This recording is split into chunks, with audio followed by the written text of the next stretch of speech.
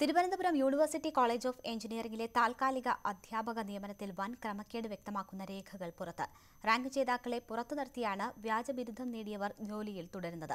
കോളേജിലെ പ്രിൻസിപ്പൽ ഉൾപ്പെടെ മുഴുവൻ അധ്യാപകരും താൽക്കാലിക ജീവനക്കാരാണ് എന്നത് എല്ലാവരെയും അത്ഭുതപ്പെടുത്തുന്നു. കേരളത്തിലെ എഞ്ചിനീയറിംഗ് കോളേജുകൾ കേരള ടെക്നിക്കൽ യൂണിവേഴ്സിറ്റിക്ക് കീഴിലാണ് പ്രവർത്തിക്കുന്നതെങ്കിലും യൂണിവേഴ്സിറ്റി കോളേജ് ഓഫ് എഞ്ചിനീയറിംഗിന്റെ സ്ഥിതി വ്യത്യസ്തമാണ്. കേരള സർവകലാശാലയ്ക്ക് കീഴിൽ പ്രവർത്തിക്കുന്ന ഏക എഞ്ചിനീയറിംഗ് കോളേജാണിത്.